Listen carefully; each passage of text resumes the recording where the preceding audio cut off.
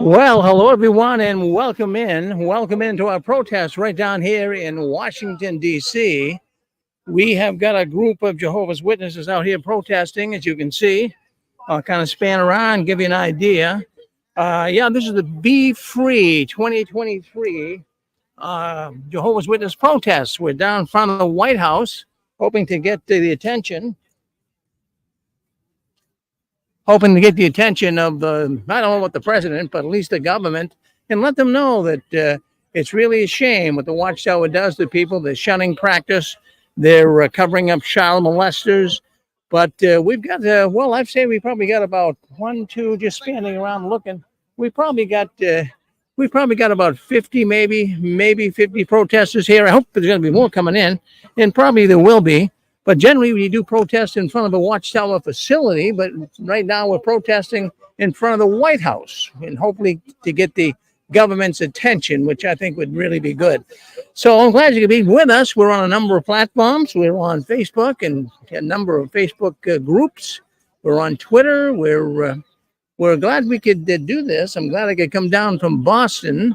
And so we'll be all day long, for the most part, in and off. Trying to cover up what's kind of not to cover up, but trying to show you and cover this event as best we can. And if all goes well tonight in a hotel room, we'll do the same thing tonight. So we'll have some guests over in a hotel room, and we'll be able to discuss things, interview some of the people that are at the protest. So we're looking forward to that. Thank you very much for listening in. We always like to have an audience, and make some comments too, if you want, in a comment box. But there may be a lot of background noise. I forgot to bring the filter for my microphone here to keep the wind from blowing into it. It's been a little windy here this morning, but other than that, and later on today, we're going to have some speeches too by some of the people that are here that they're now former Jehovah's Witnesses, but they were one time they were involved with the witnesses, and many of them being shunned. Many of them got issues with the Watchtower. Families won't talk to them. Terrible thing. Of course, we're shining light on the shunning practices, and also we're shining light on the cover-up of child molesters in the Watchtower organization. So thank you for listening in. I know you're going to find this program quite fascinating if you're into protest. But we'll when the speeches come up, I think that'll be more interesting. So we'll cover that as well. So we'll keep the camera running for a while, and we'll be talking in a little bit.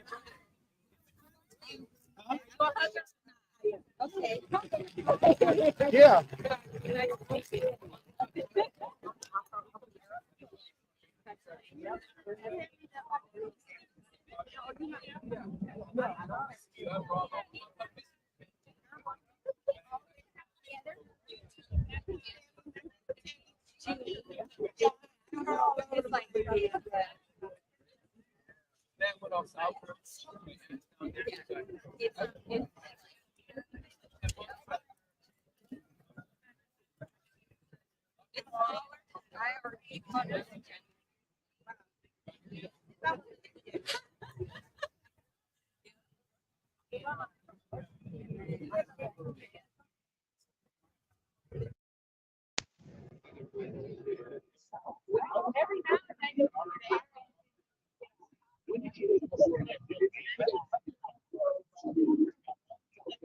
Well, I see you folks all listening in, and yeah, the contrast, I'm setting up another camera as well, so we'll have 2 cameras running here.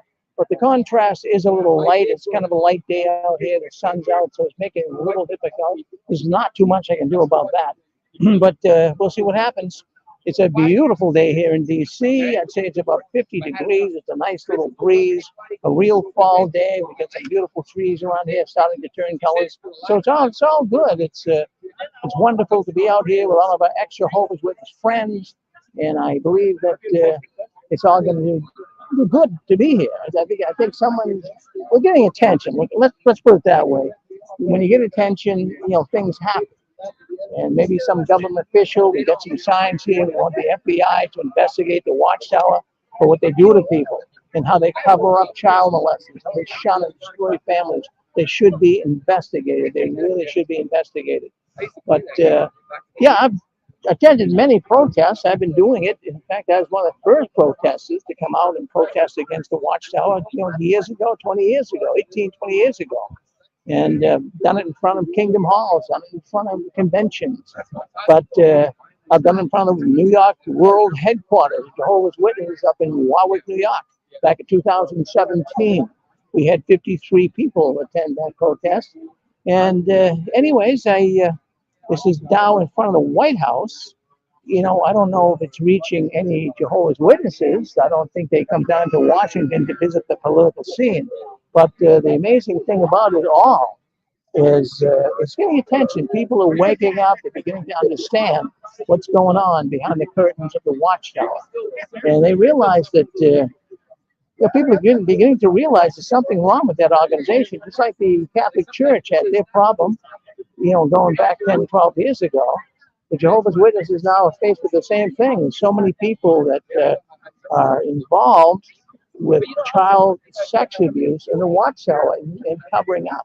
So we'll be out here, and hopefully we'll grab someone's attention, and maybe we'll get some people to come over and talk to us too in a while as well. So we're gonna have some interviews later. There's some talks. I have a talk myself around 12:30 that we'll be having here. And I want you to join in if you can, out during the day. I know you can't watch it all day long. I know a lot of people are saying that they're here in spirit. I know you couldn't come down. It gets kind of costly to come down here. I came down from Boston, and it's costly to do that for people. The hotels down here, they start like about 150 up. I had to get a suite. My hotel was like 220. And then I had a suite so I can have some people come over later on and buy some pizza, and we have a good time down here together. But then they charge you under $43 to park. So I'm glad you stayed home, really. I would want to have you here, but it was kind of expensive and a long drive. I drove down from Massachusetts. It's about 550 miles from Massachusetts. But it's worth it. I think it's great just to be here and see some of the friends and meet some of the ex-witnesses. And it's just really a wonderful thing to see so many people that are now leaving the Watchtower and they're beginning to realize that, man, what a sham the Watchtower organization has been. So, we get people. I'll span around here, give you an idea what's going on. So I'll kind of keep quiet here for a second, span around.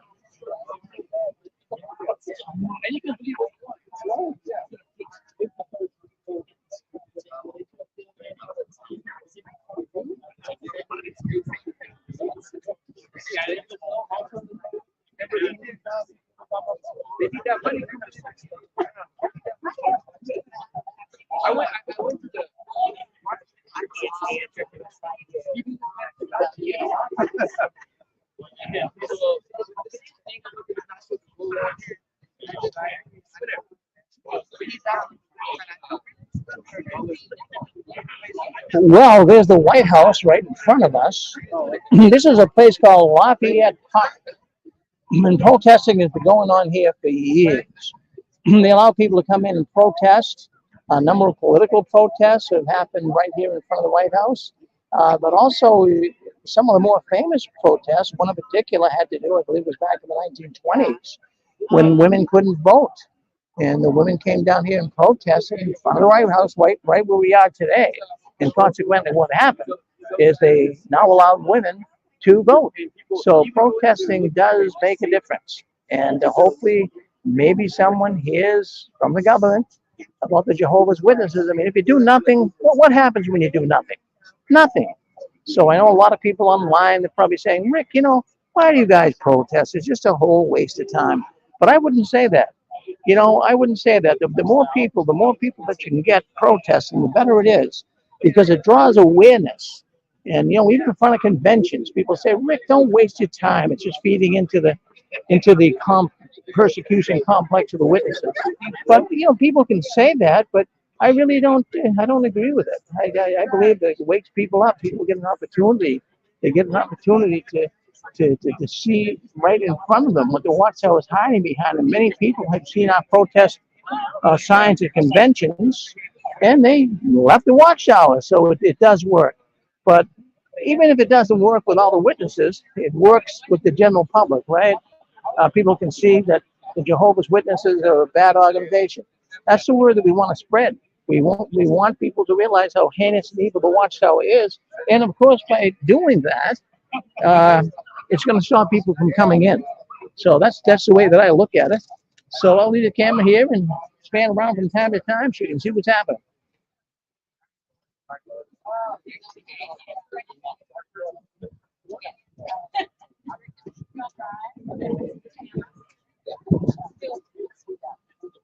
And later on, we'll get some of the protesters, some of the YouTube people who do YouTube videos about the Jehovah's Witnesses. You'll get to see some of those later. We'll interview them. But oh, look over here. You got your good friends, Fran and Joe. Well, there they are right over there. That's Fran and Joe. They came down from New York. So glad they're here with us as well. And I know you're here in spirit. And one day, maybe we're going to have a really huge, giant protest. But I'd rather do it in front of the Watchtower. The White House is good, but I'd rather do it in front of the Watchtower facility. I mean, that is good. Or a big convention. Maybe we could all get together and have a big protest at one of the big conventions they have coming up. So there you are. Beautiful day here in Washington, D.C., 50 degrees. And I'm glad I'm here. I'm tired. It's up at 4 o'clock this morning. Parked in a parking garage about 2 miles from here. So I had to lug all of my signs and equipment. I have a little cart that I did that with. And so I had to, walk quite a distance, but I was able to do it. And I'm glad, in fact, here's our little cart right here. Let me show it to you. So I'll post one right here.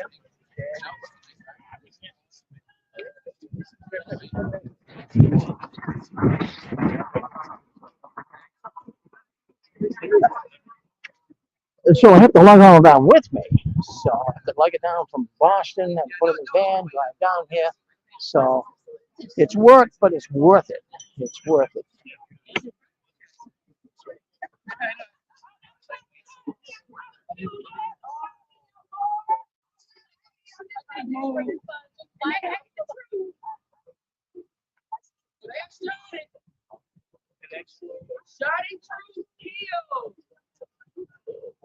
Sister. John 14, 6 and 7. Jesus is the way, the truth, and the life. Jesus is the truth, the way, and the light. Love your sister, that's true. But some people get offended and say the J didn't exist. So you say, of course, his name was Yeshua, but I live in America and I speak English, so his name is Jesus for me. Only love, sister. Yes, that's only love. But I understand because that's what they'll say all the time. They say Jesus is Zeus, the white man. That's right. Mm-hmm. I came from Vancouver. So people like everybody, man. I don't know. But Are you a former Jehovah's Witness? Well, I love Jehovah and I witness every day, but are you a witness? I'm not. My lifestyle don't fit. Yeah. Jehovah's Witness lifestyle. So yeah. Well, it's a terrible lifestyle. Off the chain, and I like that about myself. Oh, good for you. Well, you're very vocal. You're an outgoing woman. Yeah. Abuse is a crime, period. Yeah, so we got a lot of people here today that are coming by and they're wondering what we're doing here out in front of the White House. I keep saying Watchtower because I mean that's usually where we are protesting.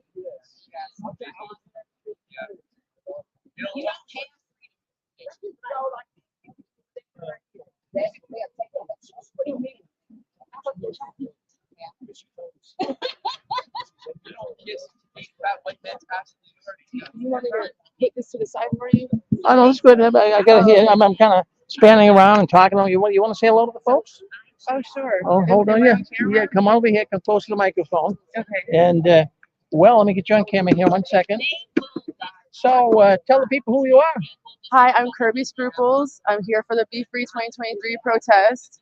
We have I'm thinking about like 40, 45 people out here right now supporting the protest so far. Yeah. And Wally's here. Justin's here. We have another YouTuber, I forget what his YouTube name is. Oh, you've done some YouTube videos too, Kirby. Yes. Give yourself a little plug, I just recently did a video about why I decided to be a part of this protest. And it's because of my friend Steven. And I also have some family members who have shunned me since I have left. So Well, that's why a lot of people are out here today, Kirby. Well, you're a fine young lady. thank I you. like your personality. Thank you very And much. you're able to blend right in the crowd here and talk with people, and that's nice. You go up, you meet people. You got a good way about you, Kirby. Oh, Don't thank you you. ever change. Oh, thank you. I've actually reached out to a lot of these people, and we've like talked on the phone. So I kind of had a little bit of rapport before they got here. So it's just like meeting face to face is like really nice. Now, where were you from? I actually live in Georgia now. Oh, you live in Georgia, so you came all the way up from Georgia. Yeah, I Well, did. good for Yeah. you. Yeah, people came from one man from Vancouver, Yeah. British Columbia. So it's good. It's good to be among people that kind of understand what we all are going through. There was actually a person that just lives here that picked up a sign, and he said that he didn't grow up a Jehovah's Witness, but he was in a different high controlled religious group. Is that right? Yeah, he picked up a sign and was like staying out here. He was out here for a good 30 minutes. Excellent. Well, let me get a picture of your sign there too. There we go, right there. I know the contrast. Tell us what your sign says. Shunning kills, it does not heal. It does not heal. But shunning does kill. There are many people, Kirby, as you well know, that committed suicide because of shunning. Yeah, So my friend. yeah, your friend as well. In fact, almost everybody here can tell you about some people they know that happened. Absolutely. Yeah, so there's going to be some speakers. Yeah. Are you speaking? Yes, I am. Yeah. Oh, okay. Okay. Yeah. I think the first speaker is going on at 11. Well, I think my 11 is done right around now. Isn't it? Yeah. So we'll see what happens. Okay. Well, thank you, Kirby, for coming by. Thank you. Yeah. Well, that's Kirby.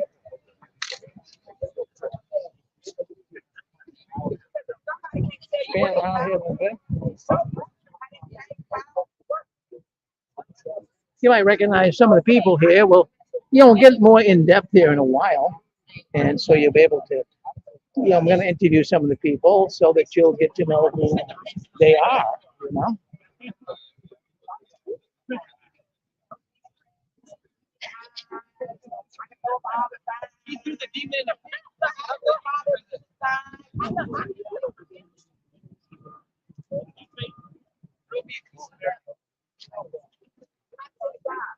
Well, we're here at the Six Screens. A number of people from the Six Screens Tele Network are here with us. We got Brandy, Emma Hughes. We have got Fran and Joe over there as well. They made it down to beautiful New York. And a lot of the people have come up to me and they listen to our program on Saturday night. And it's good to meet them. My goodness gracious. We really love to meet some of the people that have been calling into our program. So it's all been good. It's all been good. I can tell you right now, it's so neat to be able to see these people that are leaving the Watchtower. And right now, the Watchtower is hemorrhaging. There are tons and tons of people that are now leaving the Watchtower. And they're leaving it because they're finding out that it's a corrupt, fraudulent organization. And that's the message. That's the message that we're trying to put forward here today in front of the White House. So I'm glad you're listening in. And just make some comments. If you might make some comments, I can't read them all. But I'll try to, if you have any questions, I'll try to get them answered by you by some of the protesters here.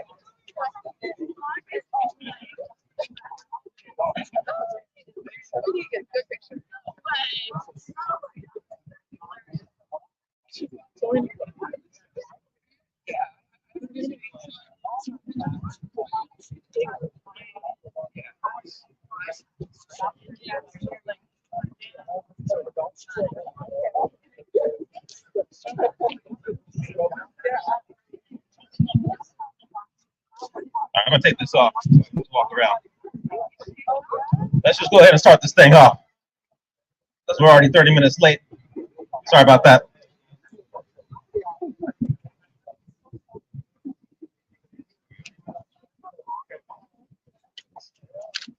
So, first of all, thank you so much for being here.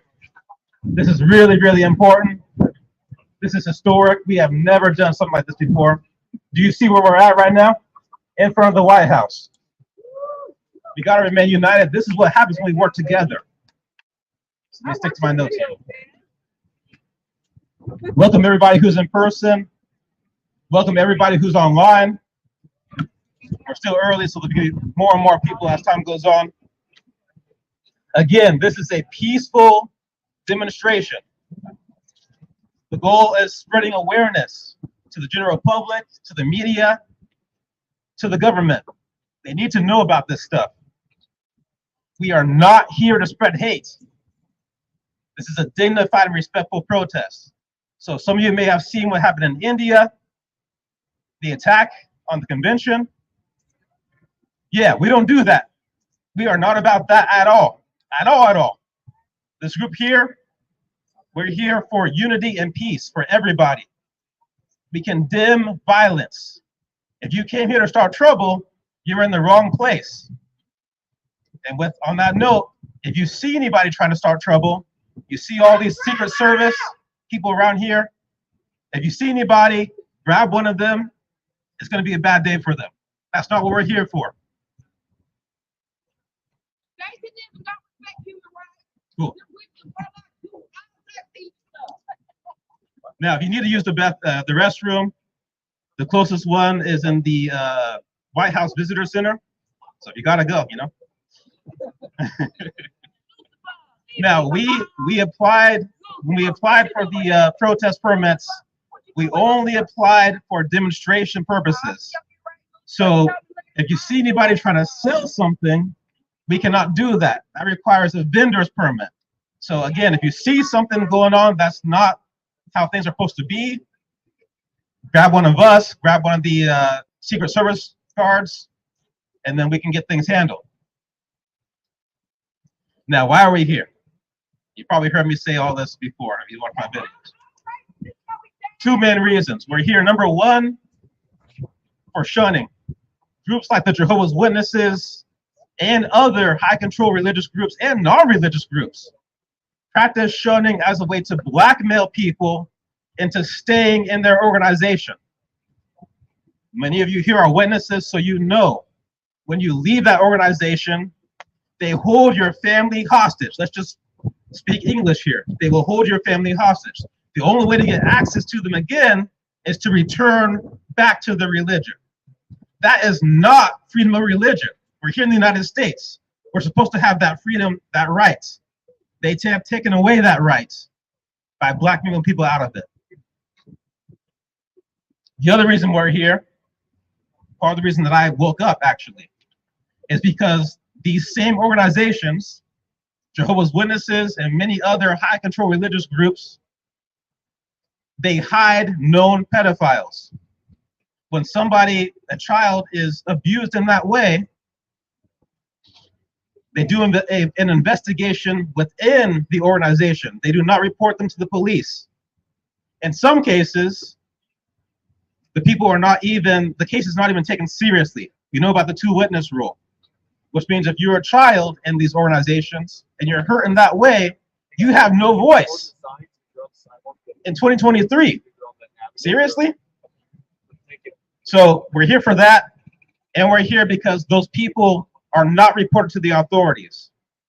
So in a normal case, for a normal person who's not in a religious group like that,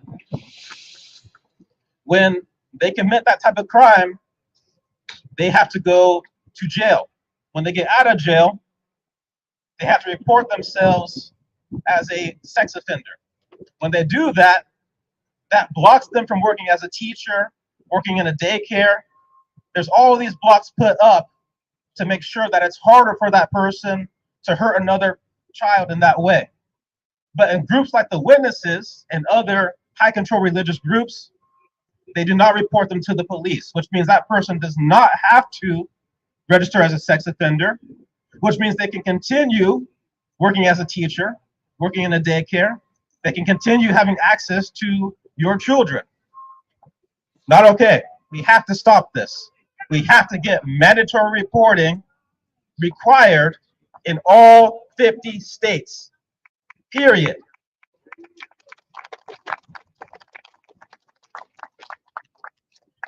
Now we're going to start this thing off right before I hand this off to the next speaker.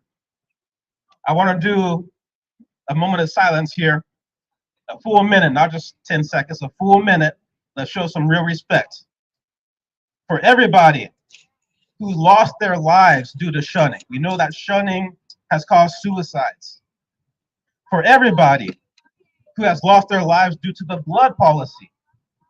For everybody who has lost their lives due to the former rules on organ transplants. As you know, these guys keep changing the rules. And when they change the rules, people die in between. and they don't apologize. We want to also give a moment of silence for everybody out there, Jehovah's Witnesses and non, who were victims of child sex abuse. Everybody. So let's please give a 1 minute moment of silence here and show some respect.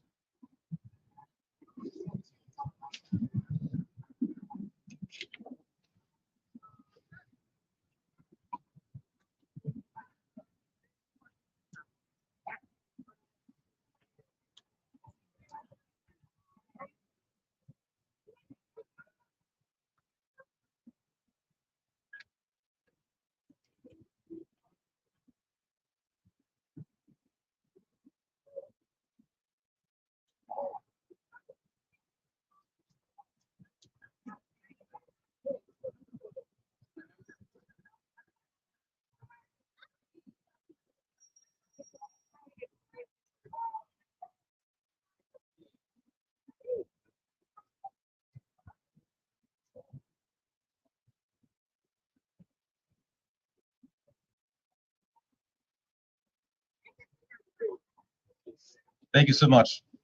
It's important that we do that because we know, especially in the witnesses, when someone does pass away on the outside, after they've left, they're not acknowledged at all. And even on the inside, when you go to one of their memorials, they spend like what, maybe 10, 15 minutes talking about the person, and then they talk about their religion. I tell you, it was a very big difference when one of my relatives died last year.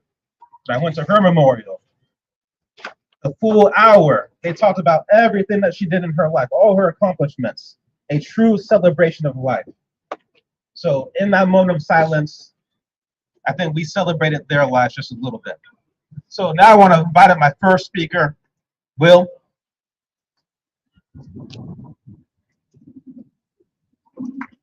Thank you for coming.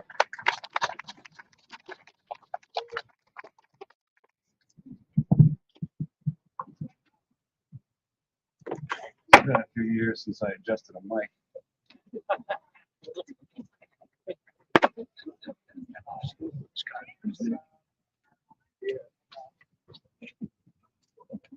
Well, to echo Justin, yeah, here we are in front of the White House. Who of us, especially those born into a high control group, ever would have thought we would end up here? Only those of us that have lived it can understand how anathema it is to our former selves to be here. My name is Will Chandler, and I was raised as a Jehovah's Witness. I am honored to be speaking in front of you. I can't go any further without giving credit to and thanking my soulmate, Victoria Jones. It is her love that has healed me and given me the strength to be standing here in front of you. Our story is about the power of love. The way I see it, our job is to be educators. We are the experts in our field. We have participatory knowledge. We have lived it. We can educate the public and those in positions to make real change. The education we can provide will help protect some of the most vulnerable in our society. We are here to expose human rights issues, of which most are unaware. The two topics I have chosen to speak on today are the shunning of children and the cover-up of child sexual abuse within high control groups. These evil and twisted practices must be forced to end. It's a bit of an ironic twist of fate that I was raised in the cult of Jehovah's Witnesses. I have witnessed more than most in this life. As a warning, some of my traumas may be uncomfortable to hear. Being raised a witness, I'm a survivor of just about every type of abuse you can think of, to include shunning and being trafficked by my Jehovah's Witness stepfather. I had been dealing with shunning since I was 16 years old when I left the cult of Jehovah's Witnesses. I am one among millions that knows this pain. Due to the fact that Vicky chooses to be here out of love, means that what little communication and contact she used to have with her family has ceased. No one, in particular a child, should have to live with this burden. Look at us, look around.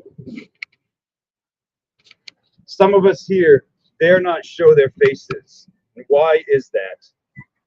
They do not want to have intimate knowledge of the pain that some of us have known since childhood. The shunning of children is a human rights violation that must be forced to end.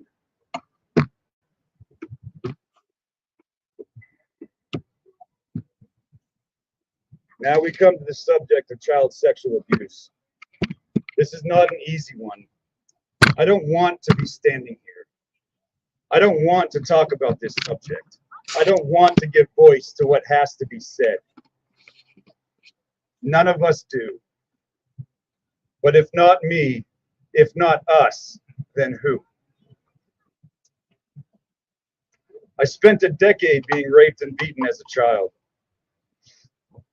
The nexus point was my Jehovah's Witness stepfather. What I'm here to do is educate on how high control groups systematically and methodically cover up child sexual abuse of children. It starts with the us versus them mentality drilled into your head from the moment you can comprehend words. In the Jehovah's Witnesses, one of the ways this manifests is with regard to the governments and the people that work for said governments. We were taught that the devil controls the government and that anyone working for the government was working for the devil. This was said to my face by a woman I considered a grandmother while I was in my dress blue uniform on my way to bury my Korean War veteran grandfather. Keeping that in mind, let's go to when I turned my stepfather in for pedophilia when I was 13. Of course, as trained, we went to the local elders first. The elders were quick to shape the Inquisition in a manner that would convict me of partaking in a homosexual act. When my mother took me to the police, well, I trusted them far less than the elders, and the elders didn't exactly protect me. My cult programming prevented me from sharing enough of the abuse to convict my stepfather in the state I was in. At that point, in my child's mind, I thought that if I said too much, I might end up in jail as well. So I kept my mouth shut. Let's also take a look at how some high control groups, like the Jehovah's Witnesses, officially view child pornography. In the Jehovah's Witnesses Elders Manual, the viewing of child pornography is on the same offense level as same-sex pornography. The Jehovah's Witnesses treat child porn as a victimless sin. They don't even put it on the level of a victimless crime. As a survivor of this type of child trafficking, I am not willing to be accepting of this viewpoint. We all call on those in power to stand with us and protect children in high control groups from a fate like mine.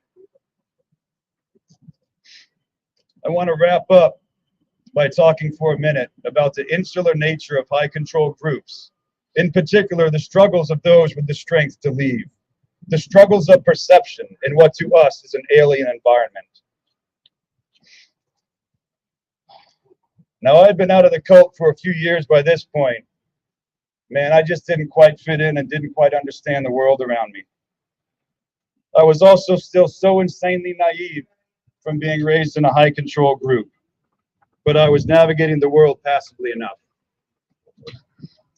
On 9/11/2001, I was serving in the Presidential Salute Battery as a member of the Honor Guard here in the MPW area. My platoon and I were first responders to the Pentagon crash site and were there for the entirety of Operation Noble Eagle. One of my biggest takeaways from 9/11 was to see the genuine love that was so freely and sincerely given to those of us trying to find survivors and then sadly recover what remains we could while also burying some of them in Arlington National Cemetery. It was the love shown by the volunteer groups and religious organizations that really caught my attention. Being raised as a Jehovah's Witness, I was taught that all groups like this were false and evil and worked directly for the devil. Well, there's the old saying of, you know a tree by its fruit. I saw good fruit given to those in chaos. This showed me then, and it shows me now, that we are not alone. That is why we are here today, out of love. We are here to do the right thing, to fight for those that cannot fight for themselves. The human rights violations of shunning children and covering up child sexual abuse will come to an end as we stand together in love. I will leave you with a quote that echoes both Edmund Burke and Marcus Aurelius. The only thing necessary for the triumph of evil is for good people to do nothing. Thank you.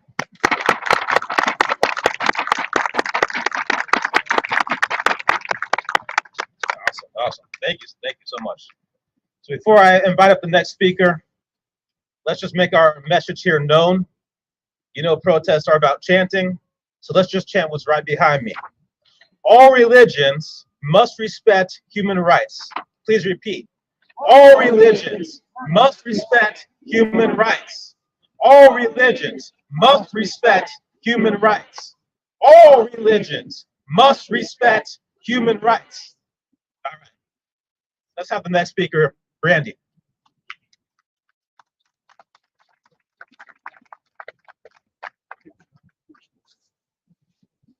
I've never been up here and done this by myself before. I always normally have someone else with me.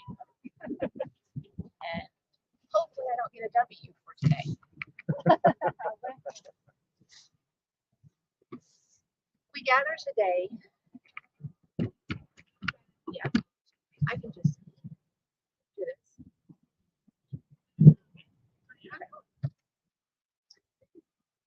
We gather today in the shade of a cherished ideal. Freedom of religion. According to the 1948 Universal Declaration of Human Rights, everyone has the right to choose and change their religion. Yet, even as we celebrate this lofty principle, many among us here today and worldwide remain tethered by invisible chains. Sorry, I'm very nervous. Barriers built by the very communities for which we once belonged. Nelson Mandela once said, "To be free is not merely to cast off one's chains, but to live in a way that respects and enhances the freedom of others." This profound insight guides us as we navigate the complexities of faith, belief, and individual freedoms. Religions, in their essence, are pathways to understanding our place in the cosmos, to deriving purpose, to seeking solace. However, while many core religious teachings promote love, peace, and unity, there are mechanisms within some religious communities that use fear and isolation as an iron grip. One such mechanism is shunning. At its core, shunning is a systematic act of social rejection, a deliberate prison for those who diverge from accepted norms or beliefs. Sure, on paper, they say that you can change religious beliefs, but the reality, as most of us know here today, is often starkly different. Even when a religion has not officially announced our disobedience, somehow the congregation knows when to shadow ban you.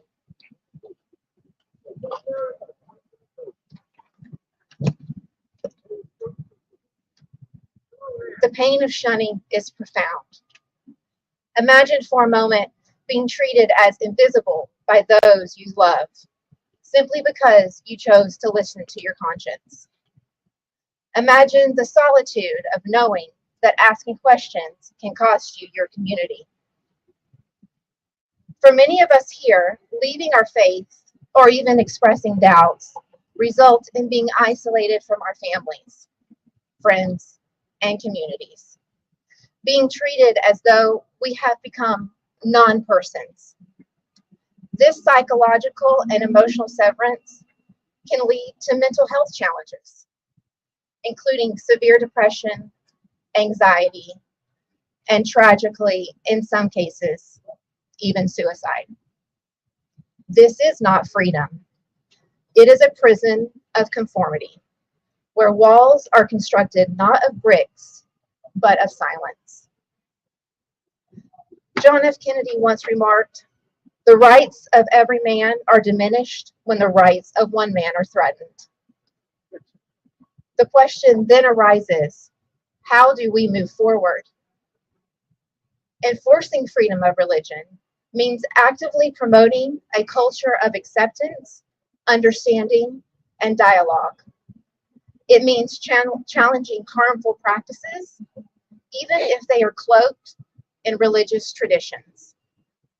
It is imperative for nations and communities to recognize the harm caused by such practices. As we advocate for change, let's remember this. True strength of faith is measured by how many it can retain through love, not fear. True religious freedom will come from hearts that understand, accept, and love without condition. Let's aspire to build a world where no one feels chained by their beliefs, where the freedom to question is as sacred as the freedom to believe. You just proved that a sister doesn't need a household. Good job. Or maybe something on my head. Yes. Good job. Tell them who you are. All right. So just so you guys know who that is, this is the niece of everybody's favorite governing body member, Stephen Letts. So just so you know who we got here to support us. And before I invite the next speaker, let's once again let people know why we're here. This time, let's do let them free. Because when you leave the Jehovah's Witnesses, of course, you're shunned, which means for a lot of people, they can't leave. So they're stuck. This is the whole reason that a PMO exists. Physically in, mentally out. You still got to give the Watchtower your time. You got to go through all the motions, but you don't believe. So repeat after me, please. Let them free. Let them free. Let them free. Let them free. Let them free. Free. Free. Awesome. All right, let me invite up the next speaker, who is Malia.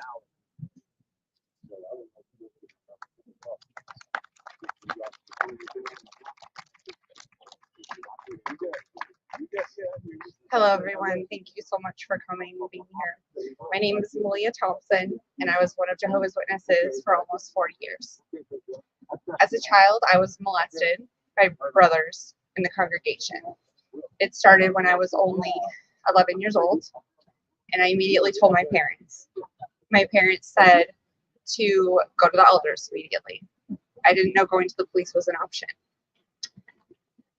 The elders questioned me. I sat in a tiny room. I remember being probed with questions about every detail for them to tell me that there were no witnesses and that it was my word against his. So I believed it was in Jehovah's hands, and that's what I was told to do. I was later molested again at 14. I again told my parents. This was a close family friend that my parents and I trusted. We went to the elders. Nobody told police. They again told me it was my word against theirs because there was no witnesses. They also read me scriptures on lying and told other families not to associate with me because I was making it up. I was sexually assaulted by my brother-in-law when I was 16, who was not even a witness. But because I didn't scream or cry or run or tell anyone, because why would I? What would be the point? I was told it was my fault and I was disfellowshipped. No one could talk to me for almost a year. This isn't just my story. This is countless other people's stories and other children's stories. They can't speak out like I didn't. But you know what? I am now the person that I always needed as a child. And while I can't change the past, I can be that voice for those kids that don't have anyone. Their own parents aren't protecting them. They don't even know that they have a voice. So we are that voice. We're here for the kids that are being baptized at young ages that don't know anything about the world. They don't know anything about religion. They don't know who they are because their identity is in a cult. So let's be the voice for the children. Let's speak out. Let's share our stories. It's painful and it's hard to do, but it's going to help people. And they're going to know they can speak up about what's happening to them and they can get out.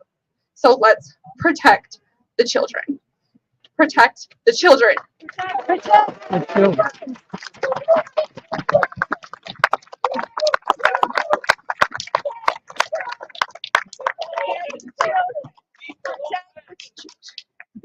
Thank you for that. That really shows some of the issues going on in these religions. And again, we're not just here talking about the Jehovah's Witnesses, even though we all just happen to be former members. This kind of thing, these kind of issues go beyond just the Watchtower. There are many, many high control religious groups out there that have these same issues. This is just one of them. So we got to come out here together. We got to unite our forces to make stuff like this happen so we can get the word out and spread awareness. Now, to go along with her speech, second here. Let's do another chant here. A little bit harder, because we got a hard word in there. See if we can do it. Mandatory reporting for all 50 states. Mandatory reporting for all 50 states. Mandatory reporting for all 50 states. Mandatory reporting for all 50 states. Mandatory reporting for all 50 states. This is important. We need this because with the client-clergy confidentiality, they can continue to not report known pedophiles to the police. This has to stop. This makes no sense at all. None. There's no reason at all not to pass this in all 50 states. So let's make it happen. Let's make it happen. Seriously. It's ridiculous. Absolutely ridiculous. One more for you guys. This has to do with the reason why groups like the Jehovah's Witnesses don't report to the police. That's because instead of protecting children, they want to protect their reputation. They don't want their organization to look bad. As they say, they're bringing reproach on Jehovah's name. This makes no sense. No sense at all. So please repeat after me. Sorry, I think you're turning off here. Protect the children, not your reputation. Protect the children, not your reputation. Protect the children, not your reputation. Protect the children, not your reputation. Protect the children, not your reputation. All right, so let's invite up the next speaker, Pablo. I have to speak a little louder.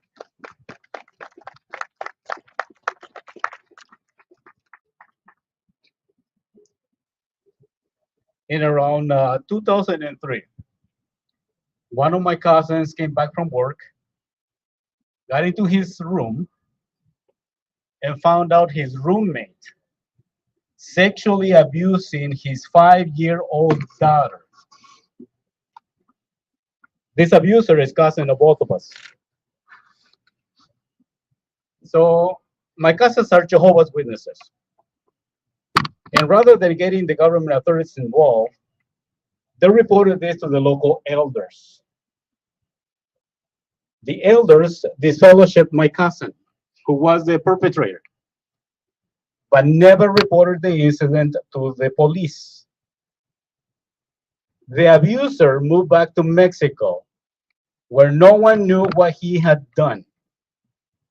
My cousin, this pedophile, was just recently reinstated in Mexico. So he has been accepted back as one of Jehovah's Witnesses. He's not on the sex offender list either in the US or in Mexico. And the girl he abused never received any professional support or therapy. And many of us here today know similar stories. And we want, the Bible the Watchtower Bible and Tract Society to provide their secret list of pedophiles to the police.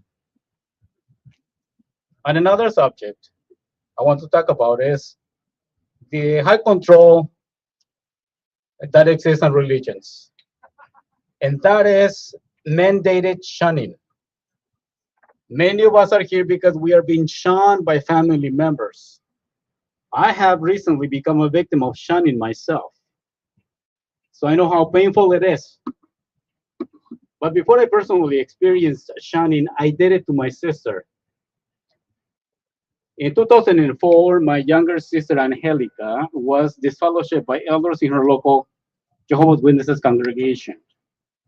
She was barely 18. And at this young age, she lost all her closest family relationships. All she did wrong was form a family with a non-Jehovah's Witness.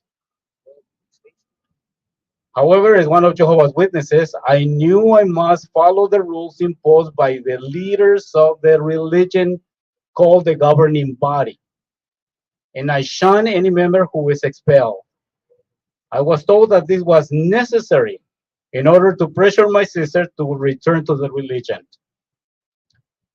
For 15 years, I shunned my sister. I ostracized her. I hurt her. I missed out on her life and the life of her 5 children.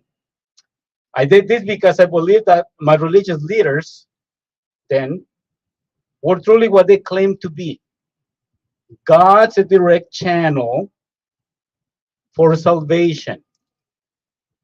I was afraid I was going to lose God's favor if I didn't follow the shunning mandate. But I did something that I regret even more. I pressured my mother to show more loyalty to God by cutting off all contact with her 2 disfellowshipped children. I know this was very painful for my mother. And she died while still shunning 2 of her children. Shortly after she died, I came to the conclusion that church leaders are just regular people like you and me. They're nothing special. Therefore, they cannot and should not make personal decisions for me, my family, or anyone else. When I finally apologized to my sister and started a long process of mending our relationship, I find out that right before she was excommunicated, she was being sexually harassed, propositioned by a man in her congregation who was much older than her. I find out that this man was also sexually harassing my youngest sister. Both of my sisters were minors at the time. The perpetrator was a relative by marriage and was a man in so-called in good standing in the congregation, and in fact was appointed later on as a ministerial servant and later on as an elder or clergy while hiding what he was doing. So I want lawmakers to know 4 things. Number 1, clergy must be mandated reporters, no loopholes or exceptions. Number 2, mandated shunning is not a personal choice. It is an abusive policy to retain members. It is obligatory and enforced through fear and shame by group leaders who want a high level of control. Number 3, mandated shunning is abuse that causes the victim actual pain. Research of the brain has demonstrated that the pain of being excluded is equivalent to the pain of physical harm. 4, mandated shunning is a crime that must be recognized by the law. It destroys families. It hurts not only those who are shunned, but also those who are forced to shun the people they love. Groups that mandate shunning harm society. It must not have charitable tax-free status. So please, let us make religious mandated shunning and religious cover-up of child abuse a crime.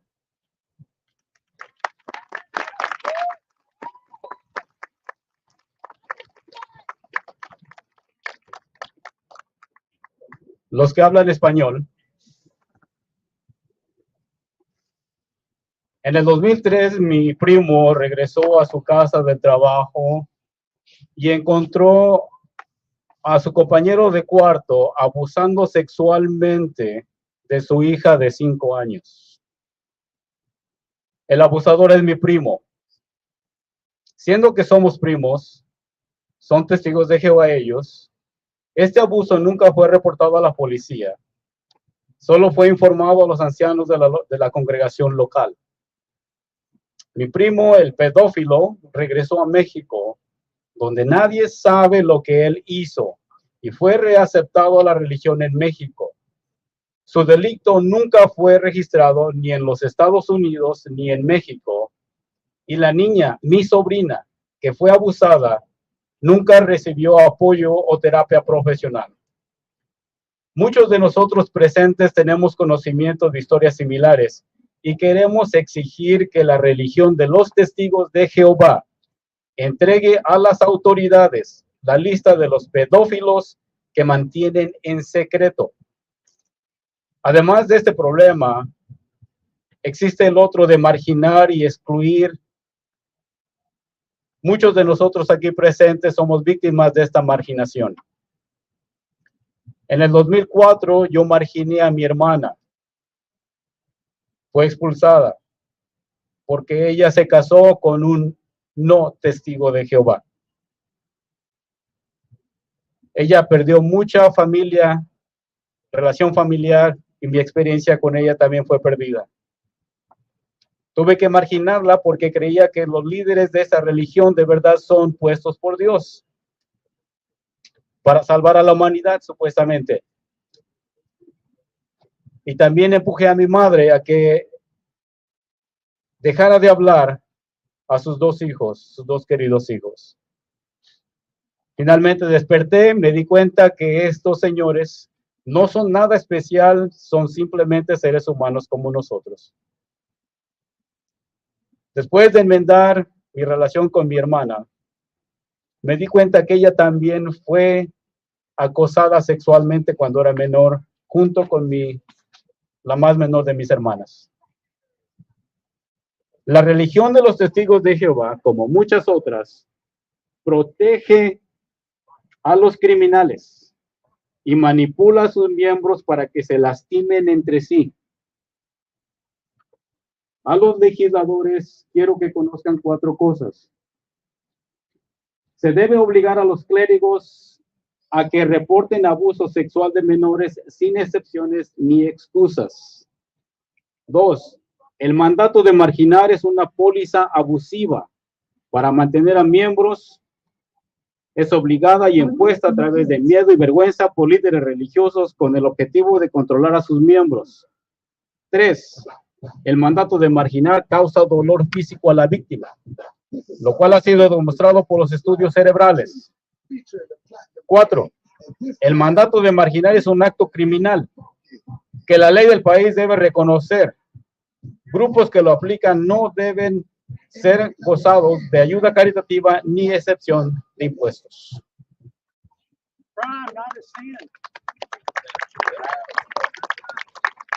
Thank you so much for doing that in multiple languages.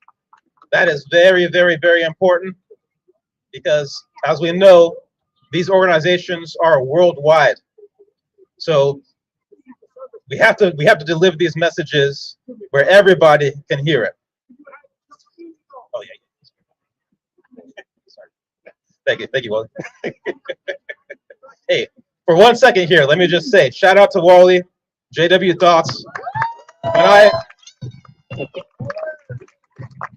When I was first coming into the witnesses, I actually studied with him. I was his first study, and he was my first study. Or no, I should say, I was your first study. Yeah, you were my first study. So he helped me get into it. And then when I was going through the waking up process, I was on the XJW Reddit page. Shout out to everybody on XJW Reddit. I actually saw his picture from my assembly hall, and that alone made me think, you know, I know this guy, I know his family, I know his history, and I know that he has way more to lose leaving than staying, So that for me was enough to allow myself to question things more. And sometimes that's what you need. You need to see somebody who doesn't have anything to gain from leaving. And when you see that, it gives you permission to say, you know what? There's got to be a reason for this. Nobody would choose on their own to go through a hard time. Nobody would choose on their own to go through trauma. Because when you're shunned, it is traumatic. It is. You don't need me to tell you that. You guys already know. So before I invite up the next speaker, I just want to piggyback off of something that Pablo said. He talked about the fact that these organizations operate tax-free. So let me just paint a picture for you. If this year you are lucky enough to make $1 million, you're a millionaire. Great for you. Guess what? At the end of the year, or rather the next April, the IRS is going to want $200,000, $300,000 of that money. So you are no longer a millionaire anymore. Now, compared to the Watchtower and groups like them, they get to operate tax-free, which means when they make several millions, the numbers are out there. You can look for it yourself. Several $1 million that people are making, and they get to operate tax-free. And yet they're doing this, they're making all this money and not giving anything back to support the government, and yet they are producing all of this hate. They're producing all of this hurt in the world. They're letting known pedophiles run around. This has to be stopped. So I think my next speaker is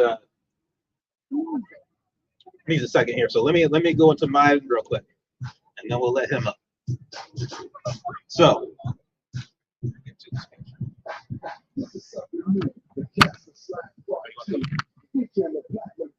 one second.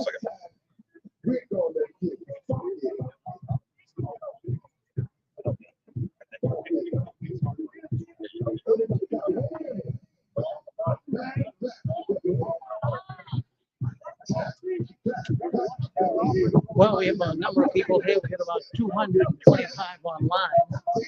And I would say there's probably, 100 people there. I haven't counted them, but I do think we have 100 people, which I think is really, really good. You hear me all right? Yeah. All right. Looking forward to Sorry about the delay there. Well, I was struggling a little to try and convey how it feels to grow up as so many of us have. I figured I can share with you something personal that may help to show how we all struggle. There's a poem that I wrote a few years back, in part about shunning and the life that I have lived. Please bear with me, as it is a first draft that I have never gone back and finished and never will. I imagine all the pain that I caused you. I feel I'm spiraling far away from you.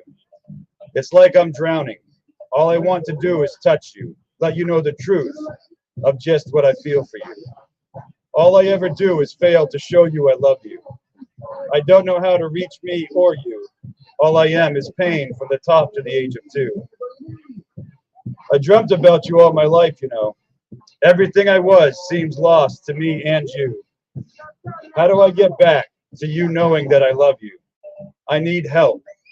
I'm screaming at the top of my lungs. All I hear in return is silence. It's deafening to not be heard. What am I doing wrong in this life? It feels like everything is the answer to the last verse. How do I climb my way out of the abyss? Where is anyone when I am screaming like this? Forget the light. Show me the entrance to the tunnel. I just need a lifeline to cling to. In my head, I hear that misery is a friend to me. If that is true, then where is my company? I'm searching for a rope, a ladder, or a rung. I pray to God this abyss is not finally won. What is this that I am feeling? It is so foreign to me. I turn my eyes to heaven. What is this that I see? The sun is rising. Is this the sign that I seek? Could it be that this is the beginning for me? I hit my knees with my face turned to the clouds. What is this that I feel? Is it raining down on me? No, I see the sun. The rain was from me. Wipe my eyes, my love. This life I live is for you, not only me. Confusion and doubt come back again. I get these glimpses through the shattered pieces of the man I was, using adhesive to mend all the pieces. My fingers are bloody from the shards of what was once me.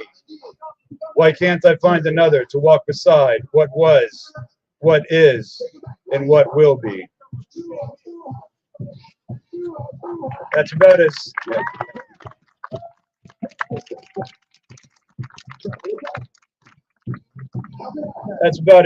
raw as I could figure on what to share to try to convey what so many of us standing here deal with every day and over decades, over years and decades. It goes on, and that's why we're here, out of love.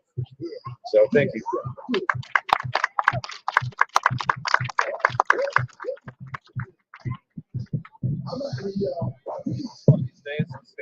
There we go.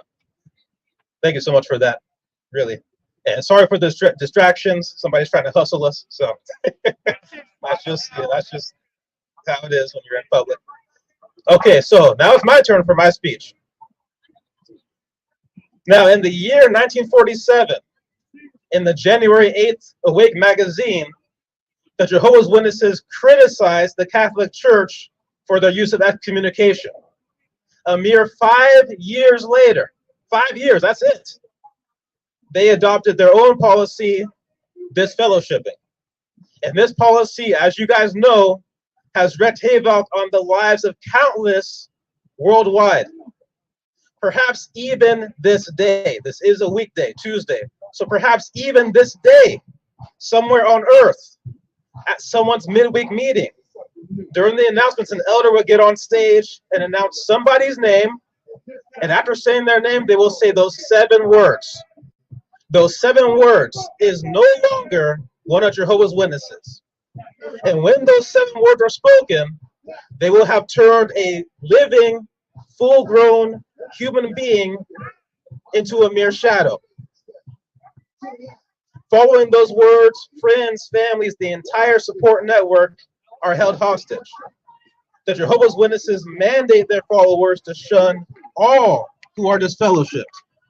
A strict no order, no contact policy is put on everybody. A policy that also extends to anybody who dares decide to leave the faith. So it's not just people that break the rules, it's people who just decide to use their freedom of religion and decide that they want to change religions. So imagine a mother being told not to speak to her son, a daughter forbidden from having her father walk her down the aisle at her wedding, and grandparents that don't even know their own grandchildren. This is a reality. This is not something you have to imagine. You guys know this. Some of you are experiencing this right now. This is plain and simple. This is the reality when the Jehovah's Witnesses and many other religious groups that mandate shunning. This is blackmailing people into staying in their organization by threatening to take away everybody that they care about. Nobody should have to choose between their family and their faith. Nobody, especially in modern times. Now, this mandatory shunning policy doesn't just affect personal relationships. It seeps into every aspect of life. In my own experience, when I made the choice to leave the Jehovah's Witnesses, that nearly ruined my career because the company that I was working for was owned and operated by witnesses. So when I made that choice to leave, I had to sneak my way out, fade as they call it. Because if I didn't do that, I would risk losing my job. So for an entire year, I had to fake it. An entire year, I had to fake like I was still a Jehovah's Witness in order to not get fired. Again, in 2023, in the United States where we have all these rights, and this is what people have to do. It's not right at all.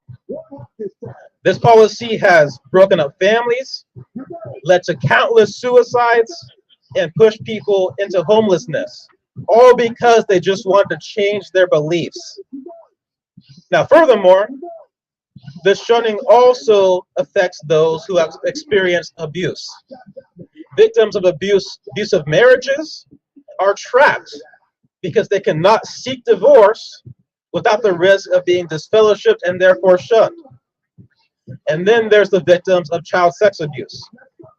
The two-witness rule and the reluctance to support or to report known pedophiles to authorities has created a culture where child abuse victims are denied justice and protection.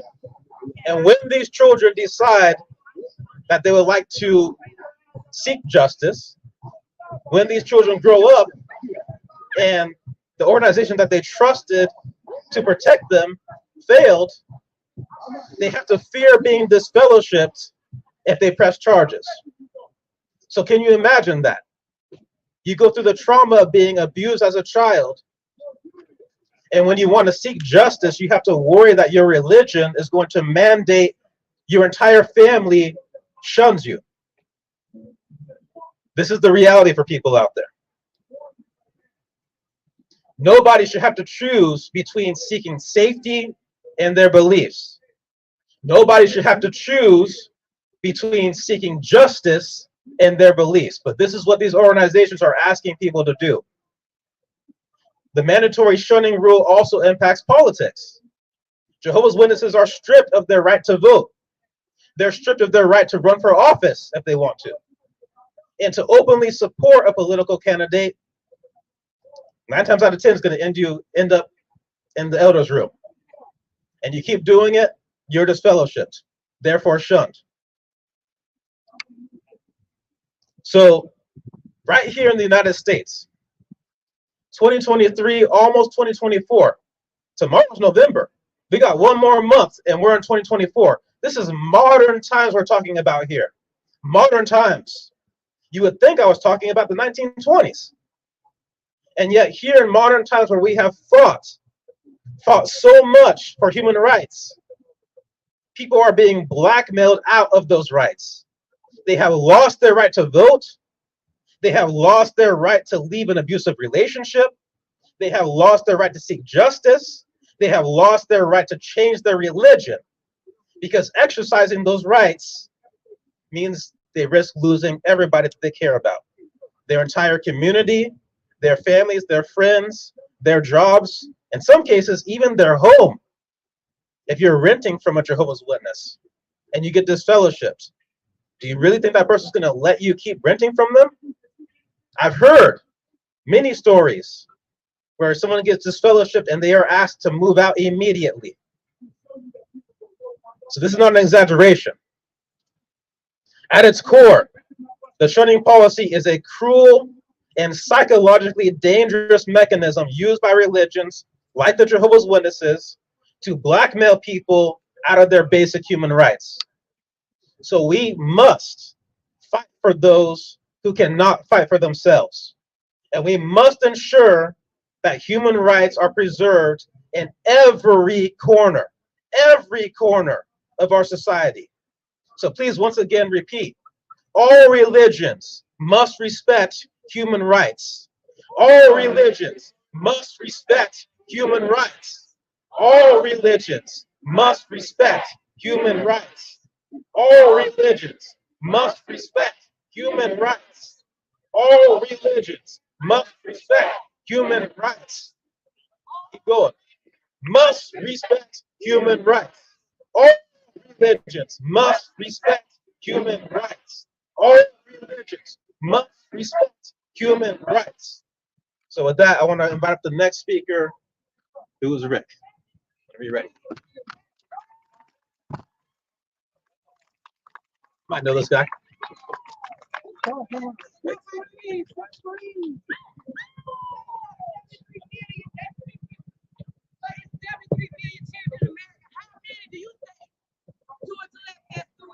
From the apostate capital of the United States, Boston, Massachusetts.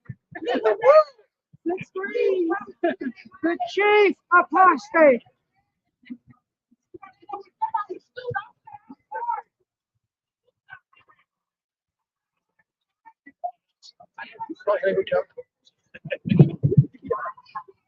Well, hello everyone, and I thank you all for coming down. Justin thanks you. And this is a good turnout. This looks like it may be the largest protest in the history of the Watchtower for ex-witnesses. So I think that's a wonderful thing. I've been to a number of protests. In fact, I've been protesting for 20 years, opposed to it. And back then, protesting was not a good thing. Many ex-witnesses said, Rick, why feed in to the persecution complex of the Jehovah's Witnesses? But it works, friends. I'm telling you, I can tell you there's countless people that have come out of the Watchtower organization because of protesting. In conventions. Would you like to come up here and speak? No, just kidding. Because we have 73 million children in America. Go away! Go away! This is my message tonight. Shut up! Do it to let Go away! Go away! You just You're a disruptor. he asked me what I was If speaking you keep about. it up, you're gonna be disfellowshipped You're right being here and ignorant. now. I'll leave, sir. You're being ignorant. and All right, very all ugly. right, you're disfellowshipped. Well, anyways, it's good to be free. And isn't it a So I'm wonderful gonna continue thing my to message. be free? And I'm gonna be kind to you, boy. You hear me, boy? Because I can be in here too, boy. You hear me, boy? Don't you say nothing to me, boy. You know, maybe if she keeps it up, we'll have to have her removed. Yeah. You know. These are kids going to school every day. So anyways, aren't you glad that you were free from the Watchtower? Aren't you glad that the tentacles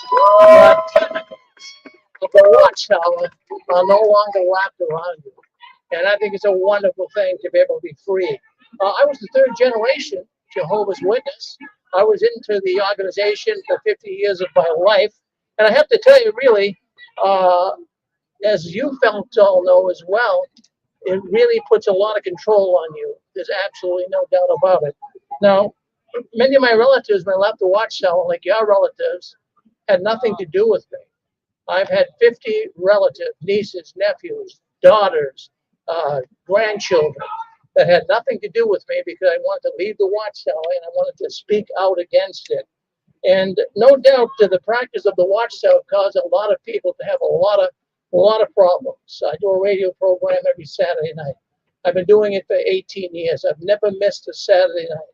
We are there because people come in and they call in from all over the world and they voice their thoughts. Many of them are PMOs. And in fact, I've actually even had active Jehovah's Witnesses call into the program.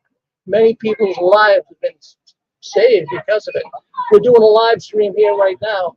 There's close to 250 people online right now listening and watching this protest. So why don't we give them a cheer? Hello. They couldn't be here. They wanted to be here, but some of them just couldn't do it. So they say that they're here in spirit. So that's a wonderful thing. So anyways, we all know that many of the pleasures of life have been taken away from us when we were Jehovah's Witnesses. Many things we couldn't do. We couldn't get a career. Remember they used to say if you get a really good job or you want to move up in the world, it would be like rearranging furniture on the Titanic. That's exactly what the witnesses would tell you, the Watchtower. And we all believe that. So many people here today gave up good careers. Many people, I had a man call the program the other night. He was going to be a doctor. And the Watchtower told him, well, we don't need doctors in the new system. So why would you even spend your money? It's foolish to go. So you can see, and he was so upset. So today's a lot of Jehovah's Witnesses into retirement that have a hard time because of the policies of the Jehovah's Witness. But I have to tell you, there's many here today too that have given up school. They have given up a lot of things in their life. And the Watchtower put pressure on all of us. We could not do things that normal people could do. We couldn't even go to a 4th of July parade. We couldn't celebrate Christmas. You know it as well. We couldn't even have a birthday. So the problems that it caused for all of us have been monumental. And, you know, even to attend a church, you couldn't do that. And even to eat turkey to eat turkey on Thanksgiving. There were many, many witnesses that would not do that. Maybe you were one of them. And how foolish that was when you stop and think about it. But freedom was hard to find in the Watchtower. But we're all finding freedom now. We all have freedom. Look at us, we're free. We're here. It's nice to be free. And we're all here today because we could never do anything like this in Watchtower. Some witnesses would feel that even coming and standing in front of the White House would be like an act of going against the witnesses. It would be nationalism. They'd come up with some excuse. Well, we don't want to go to Washington. We don't want to be down there with the government. I mean, they've never had a good word to say about anybody but themselves. Watchtower only loves themselves. We know that. People here today have been given a situation when you were witnesses that you were actually controlled from the cradle to the grave. Every single decision in your life was surrounded by the Watchtower. Well, I have to tell you, friends, I really have to tell you, the monkey died, the circus is over. There's no doubt about it. And there's more and more people that are finding out what the Watchtower is hiding behind. Now, most of us have been former Jehovah's Witnesses, but there's people who call into my program that were never one of Jehovah's Witnesses, but they're all understanding it now. They never realized how harsh and how difficult that organization was. And friends, I have to tell you, it's nothing more than a big business masquerading as a religion. That's all it was. Now, I have to tell you, I have to say this, in the late 90s, my wife, she died, former Jehovah's Witness. She started to see the theological teachings in the Watchtower are totally incorrect. They have their own Bible, as we know, and the scriptures are so misused, it's pathetic. So my former wife started seeing that something is not right. What they teach is wrong. So I started seeing some of this too. We were both of the anointed class. Some of you people know that. They say, oh, the anointed. Well, I'll tell you, they have a different hope. And I used to express that hope in some of the congregation meetings. And they would call me into the back room. Don't talk about it. Even though what you're saying, when you read the scripture, it's correct. But don't talk about it. These people all have a life on earth. Y'all going to heaven. And you're mixing them up. Even though it's correct what you're saying, don't say it. So, I mean, that was something that really started annoying me. But before that happened, the governing body in New York, I got to know Garrett Lowe pretty well. And he was very interested because of his anointed brother, 58 years old. He invited me to go down to Brooklyn, the world headquarters. And he wanted me to participate in an interview for possible potential position on the governing body. There were 3 other men there at the time, and they were interviewing them, but they were looking for new ones in the year 2000 because a lot of the governing body members were getting old. So when he invited me down there, I spent a whole day in Brooklyn, and that's when I really found out that the Watchtower is nothing more than a big business, a money-making business, and I was so disappointed. And my former wife was so disappointed. It was so controlling. And consequently, what they do, if you were invited down to New York, he wanted me to spend the whole day with him and to go over so many things. He was asking questions. He took me and showed me all kinds of things. He showed me where the governing body met in a room. He showed me, he said, now, this isn't on the tour, but these are things I'm showing you. I want you to be aware of. And I just walked away from that organization saying, this is not the truth. So I kind of rejected it and kind of let him know that. He even tried to contact me after I left and tried to get me to come there. He wrote me a letter from Uruguay. But the thing is, and I wanted to really make it known to people, that it's a good game. It's a very good game. And when you think about it, how did they ever pull it off on us? How, in goodness name's sake, did this organization ever do this to us? But anyways, for not wanting to participate in a high role with the Watchtower and not want to participate much at all, I started protesting when I found out how evil they are and how much of a business they are. So in 2005, my former wife and I went to this fellowship for apostasy in the Watchtower. And friends, I have to tell you, as many here will say the same thing, aren't we glad that Satan kicked us out of his organization?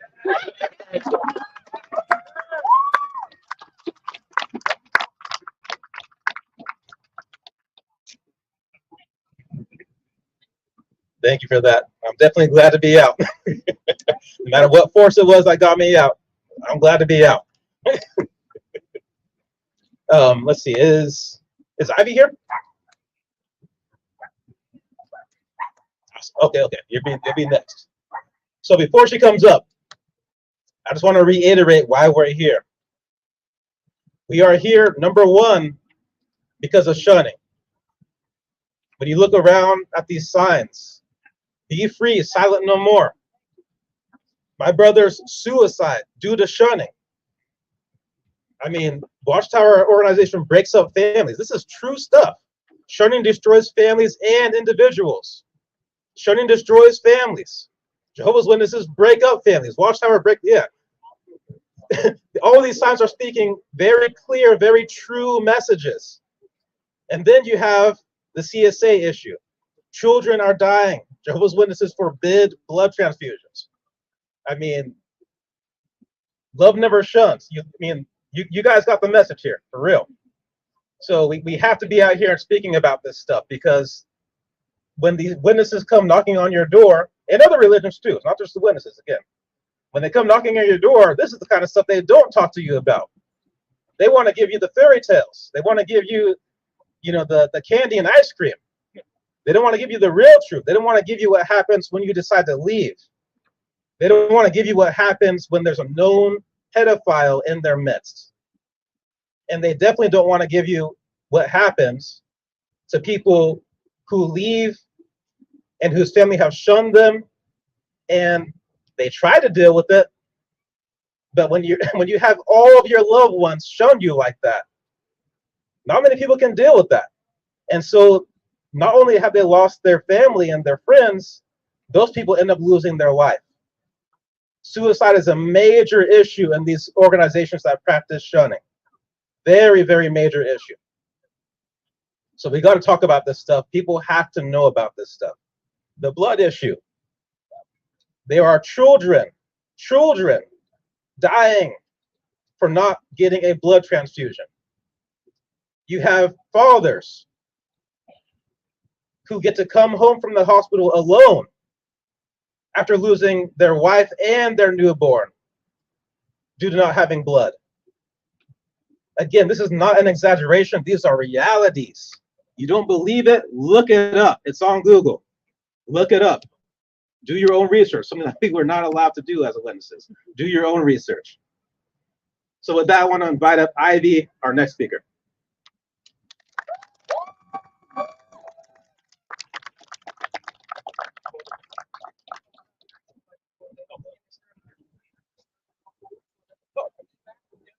How y'all doing today? Everybody can hear me? All right. Greetings and salutations. Guess what? Happy holiday. Right? So it's good to be able to say that and not condemn yourself. Go in a corner somewhere and cry. Feel like you're not good enough. But thank you to Justin and the organizers of the protest today. I'm actually here from Florida. I was previously in the organization probably from 2001 up until 2020. I don't know if anybody else came in after the trade towers. You're like, oh shit, Armageddon. But that was me. I had previously thought I wouldn't be a witness because my mother and father were disfellowshipped. And as a teenager, me and my 3 siblings were shunned as well, right? Byproduct of being in a disfellowshipped household. So when I came back around, I'm like, really? Are you doing this? But now I stand before you because my mother, who I love dearly, and she doesn't really have a situation or an excuse, so I won't make one. But I had needed to make the decisions that were best for me to escape an abusive marriage, right? So while I was a witness, I was also married for 17 years. And I had wrote a very extensive 4-page letter to the branch detailing all of the abuse, verbal, physical, financial, the whole 9. And I got a letter back that pretty much said, keep your chin up. Keep persevering in prayer. You'll be okay. And then I got an acknowledgement from my local body of elders saying, yeah, we neglected your situation because let's face it, your husband's a bully, a narcissist, and we don't even want to deal with him. So that left me torn to make a decision to look after my mental and emotional and physical well-being of not just me, but also my minor child. So I left. I separated for 2 years. And actually had 2 active Bible students at the time that I was this fellowship. Check that out, right? All those efforts for nothing. And then now I stand before you shunned not only by my mother, who has gone through this before, but by my daughter, who I love dearly, but I did it to myself, right? I was very devout. I was a pioneer, pray every night, supplicate, patience of Job, endurance of Joseph. And now I don't have a relationship with those that are closest to me simply because they cannot make the decision for themselves to choose common sense, love, and humanity over doctrine. So shunning is definitely an abusive practice that is used by a lot of controlling individuals, right? If we were talking about a relationship, the woman is normally isolated from her friends and family. She's normally told not to associate with these people because they want absolute control. They control your money, your mind, your wardrobe, all those things. So when I looked into what abuse actually is and what gaslighting is, the Jehovah's Witnesses, the Christian congregation known as Jehovah's Witnesses, gaslights all of its 8 million plus members around the world. So this is not just an issue that we're dealing with here in the United States. This is a world issue. This is a human rights issue. This is something that needs to be looked into by everybody who has the authority to make decisions on behalf of mankind. You have generations of people who are separated for no reason. You have people who are homeless, kicked out, left destitute. We've already talked about the suicide. I mean, hell, I'm in therapy. I'm popping pills twice a day just because we need to come back to some sense of normalcy. That period of being kicked out or exiled and adjusting and deciding to not go back and having your whole reality turned inside out and upside down is extremely painful. There's no words I could probably use to quantify the mental anguish that one goes through every day, while you're in the shower, while you're brushing your teeth, before you go to bed, while you're cooking in front of your stove, while you're loading your dishwasher, while you're putting clothes in the dryer. It's almost nonstop. The barrage of thoughts, of guilt, of questioning. Am I still doing the right thing? Guess what? That creeps in every now and again. It does. It still does. Did I make the right choice? Am I on the right side? Our whole minds and lives have been controlled by this organization, only to find out what? You don't have to report field service time and anybody can just exhale on their last breath and make it? I'm like, shit, I should have been in the Olympics then. You know what I mean? There's a lot of stuff I could have did. I could have been like the next Beyonce. But I didn't do any of those things. I actually just devoted my time, my life, and my everything, right? Your whole soul, mind, strength. Y'all know the scripture. You give it all because you're thinking you're actually doing the greatest good, only to find out that you actually were handicapping and crippling and disabling yourself. And you are also doing a huge disservice to all of your fellow human beings by being so close-minded and judgmental. So now that we are here to join in solidarity for those that are with us, those who couldn't make us, those who are in different zip codes, area codes, and time zones, let's really make this count. The next time we get to do this, let's keep doing this because everyone out there needs to know what's happening. And I'm going to need y'all to start taking them tax dollars back from the Watchtower. They're not serving the community. They're not doing food drives. They're not paying people's bills. There's no utility vouchers. They're not doing tutoring for schools. They're not doing daycare. They're literally taking the dollars from their members and they're padding their pockets. National deficit is due to the Watchtower. Come on now. If y'all don't care about nothing else, we all care about the money. Come on, let's go find that money. They got property. They got assets. Come on, seize their stuff. Let's go. When I say shunning is inhumane, I want y'all to repeat after me. Y'all ready? Let's go. Shunning is humane. Shunning is inhumane. Shunning is inhumane. I know y'all can do better than that. Come on. I want y'all to say it like I want y'all to say it like it's the first day you just realized that the rug had been pulled from underneath you. I want you to say it like this is the day that you got the call that your loved one had committed suicide. I want you to say it like it's the moment that you realize that every opportunity that you could have had was taken from you. You didn't make the choice. It was taken from you. You didn't know you was being programmed. You didn't know you was being brainwashed. You didn't know you was being gaslighted. So I want you to say it like you mean it. Shout and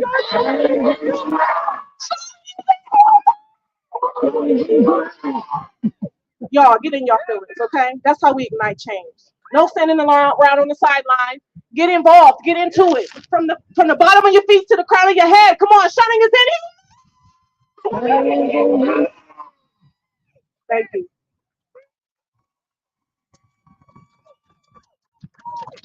Sounds done.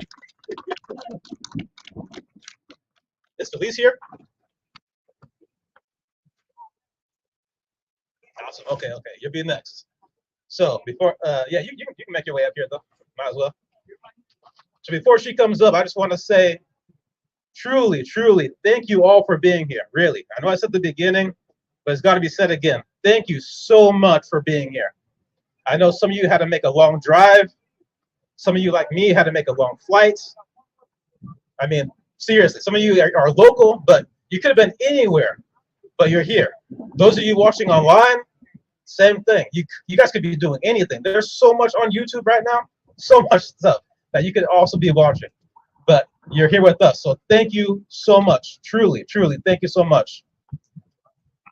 So, where'd she go? Where did Felice go? Yeah. Nobody goes into the show.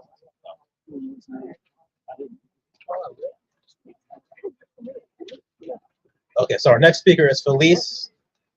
Thank you for being here.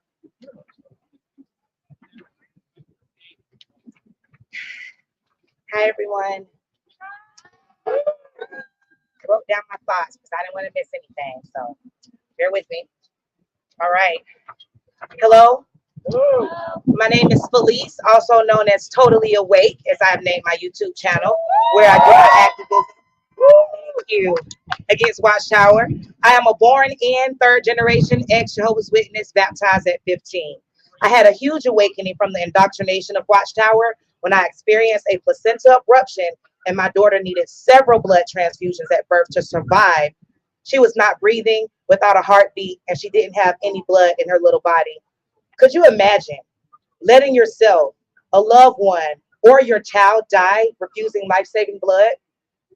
Well, to be an obedient and true Jehovah's Witness, you have to be willing and ready to sacrifice your life or your child's life when faced with needing a life-saving blood transfusion. I was put asleep for an emergency C-section. When I awoke, my doctor told me there was no if, ands, or but about it. We had to give my daughter an emergency blood transfusion to survive. I told him, okay, thank you for saving my baby. See, the doctors were confused because even though I was waking up from Watchtower and had changed my paperwork to say no denomination in the hospital I had my baby at, it didn't register at my doctor's office suite. So they had no idea I was okay with blood. I couldn't fathom how anyone could allow their child to die refusing life-saving medical treatment that God had allowed man to be able to perform. How unloving would that be? The doctor and my husband, who has never been a Jehovah's Witness, was going to make sure my daughter would receive the life-saving treatment she should. I knew I wanted out. You see, though, around the time when my first daughter was born, I found out about all the corruption and lies, flip-flop doctrine and false doctrine that I knew I would give my daughter or myself blood if she or I needed it during the birth process. Regardless of the fact that it is against the rules as a Jehovah's Witness, as they feel blood is sacred and represents life. But like former governing body member Raymond Franz of the Jehovah's Witness organization said, blood is sacred, but not more sacred than the life it represents. For decades, countless lives have been lost due to their following the rules and direction of Watchtower and its unbiblical doctrine to die rather than to receive a life-saving blood transfusion. children have been published on their front cover of an Awake magazine dated May 22nd, 1994, praising them for sacrificing their lives for this organization, all dying, refusing life-saving medical treatment. They were only children. They should not have been made to, or even be considered to follow such a heinous doctrine, a doctrine or belief to die for. There is even a hospital liaison team that comes to the hospital to encourage a Jehovah's Witness patient to allow themselves to die, to kill themselves, refusing a life-saving blood transfusion, should they need to. Watchtower must be stopped. Be Free 2023. As we join together today, our hope is to bring exposure to the dangers in the organization of Jehovah's Witnesses and to demand change. Thank you so much for listening and allowing me to speak today. Remember, receiving life-saving blood is a personal choice. Preserve your souls alive. Blood saves lives. Say it with me. Preserve your souls alive. Blood saves lives. Preserve your souls alive. Blood saves lives. Preserve your souls alive. Blood saves lives.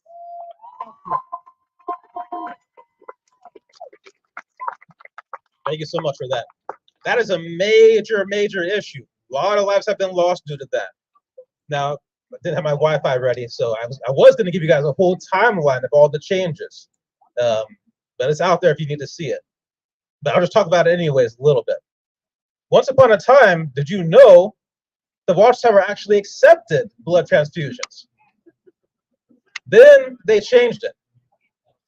Then it was nothing at all. No blood at all. And then they changed it to allow, oh, can you, do you mind bringing that up here? Yeah. That's good to show. Thank you so much. So for people that can see this, this is the cover that Felice was talking about. This was a real cover that the Watchtower put out in Awake. May 22nd, 1994. Real pictures of kids that lost their lives due to refusing blood. Can you imagine putting kids who lost their lives on the cover of a magazine in order to help encourage other kids to also give up their lives due to this policy that is constantly changing, Again, I was going